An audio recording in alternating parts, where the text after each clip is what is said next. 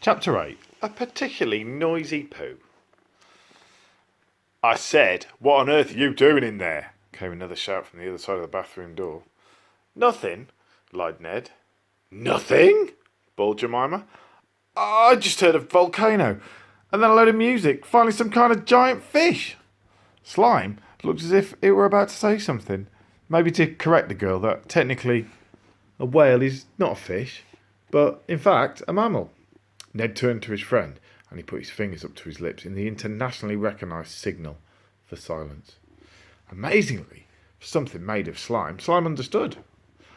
I was just doing a particularly noisy poo, spluttered Ned through the bathroom door. Noisy? She exclaimed. More like thunderous. Now open this door right now or I'll boot it down. Bish, bash, bosh. That was the sound of her steel-capped boots kicking down the door. "Open it," said Slime. "What?" exclaimed Ned. "Let's play that trick on her." "Now?" asked the boy. "Bish, bash, bosh. Goody, goody," exclaimed Slime. Bish, bash, bosh. Splinters of wood exploded into the bathroom. "What should I be?" asked Slime. "A giant boot, perhaps? Boot her right back?" "Excellent," replied Slime, as it translimed into a giant boot. Bish, bash, bosh. The bathroom door smashed off its hinges, taking some of the wall with it.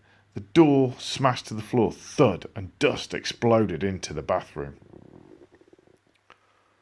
At once, nobody could see a thing. "Ned!" bellowed Jemima. "Where are you?" Ned kept silent as the giant, slimy boot, or sloot. Oh, where is it? One of the billions of words you will find in your Williams dictionary. As the sloot appeared out of the dust cloud. "What the?" asked Jemima. The girl tried to boot the boot, but her foot got stuck in the slime. "Ah!" she screamed. Ned couldn't help but chuckle. "Ned!" screamed Jemima. "I will boot you up the bottom for this." "No, no, no," replied the sloot. "I will boot you up the bottom." With that, Slime let go of the girl's boot. As Jemima tumbled to the floor, she swung her other boot up in the air and landed on her hands and knees. "Goodbye for now," said the sloot. It swung back, then boof! The girl was given a blobtastic boot in the bottom.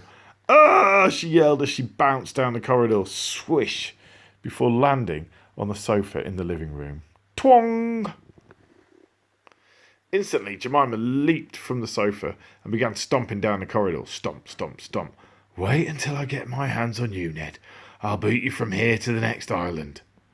"We need to get out of here, Slime," exclaimed Ned, "and fast."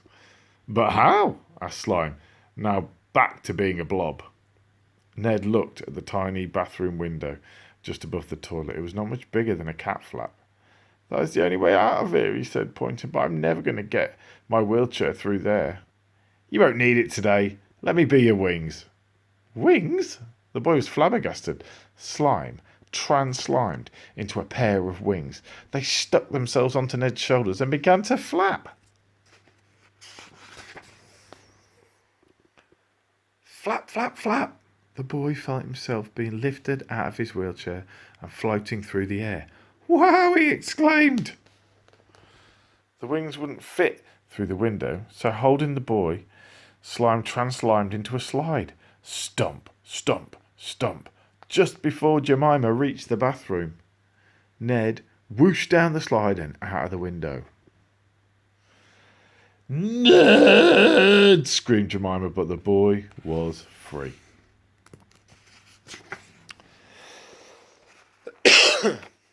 Chapter 9. Slime Ball. Ned slid down the slide of the slime at speed. Whoosh! His family's cottage stood on the edge of a cliff overlooking the sea. If the boy didn't stop sliding, he was going to be hurled off the edge to meet his end on the rugged rocks below. Ned saw the bottom of the slide approaching fast and screamed, "Ah!" He shut his eyes tight. He couldn't bear to watch what was about to happen, but in the blink of an eye, the slide of slime became longer and longer and longer until then it arched and twisted.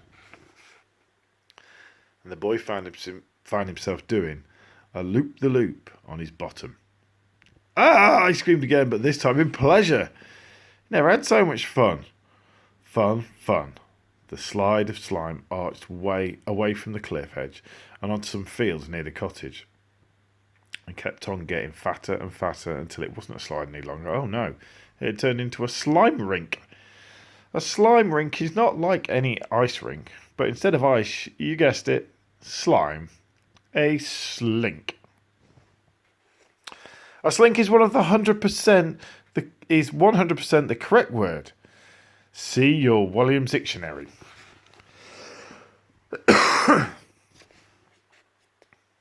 whole field was now covered with slime. Ned shot across it on his bottom. Whoosh! Whee! He exclaimed.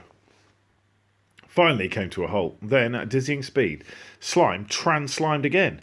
The edges of the slime rink curled up, and it closed in on itself. Now slime had come together to form a giant ball. A slime ball. It rolled along the field, trundle, with little Ned inside it. Then the slime ball began to bounce. It bounced and bounced and bounced. It bounced over a sheep. Badoink. It bounced over a hedge. Rustle donk. Now it was bouncing along the lane. Up ahead, Ned could hear a tractor approaching. Chug, chug, chug. The sound of the mighty vehicle was growing louder and louder. Chug, chug, chug. Hang on, somebody at the door. Wait a second. Up ahead, Ned could hear a tractor approaching. Chug, chug, chug. The sound of the mighty vehicle was growing louder and louder. Chug, chug, chug. The tractor was heading straight for them. Chug, chug, chug. Look out, screamed Ned, not sure where Slime's eyes might be at this precise moment, it being a giant bouncing ball and all that. Doink! Ned could feel the slime ball bouncing high up in the air. Whoosh! He heard the tractor pass underneath. Chug, chug, chug. Just as Ned felt a wave of relief that he'd not been run over by a tractor, he felt a wave of panic because the slime ball was now high up in the sky. So high that it hit a flock of seagulls. Squawk, squawk, squawk! One of the seagulls pecked at the slime ball. Peck! It burst. Instantly, Ned began tumbling through the air. Help! He cried, but slime acted fast. It whizzed down ahead of him and trans-slimed into a trampoline. A slimaline. Ned hit the slimaline at speed and bounced high up in the air. Boing! Oh, we got another reminder. Get smart. Get a Williams Dictionary. And again. Boing! A smile spread across the boy's face. He was alive, and what's more, he was bouncing.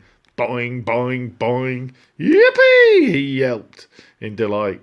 He yelped too soon. Looking down, he saw the slimaline disappear from beneath him. No! He cried. Falling rapidly, the boy looked all around. Try as he might, he couldn't see slime anywhere. This is the end, he thought. The road below was speeding towards him. Then, swoosh. A giant eagle, every colour of the rainbow, swooped down under Ned. It swept him high into the air. Now he was flying high above the sea, the cliff, the cottage. You really can be anything, cried the boy. Anything? Exclaimed the bird of slime, or slurred. Williams Dictionary under S. From all the way up here, the Isle of Mulch looked tiny. The houses looked small, the trees looked small, the people looked small. The people looked so small, in fact, they were little more than ants. As for the ants, they looked really, really, really small. For the first time in his short life, Ned felt something he'd never felt before. Power. Slime power. The boy had created something that could change everything. The Isle of Mulch was full of horrid grown-ups who made the lives of all children miserable. Now Ned could get his own back on all these nasty characters, not just for him, but for all the children of the island. There was no better time for Ned to start than now. Chapter 10, Wrath's Rules. We'll read that tomorrow.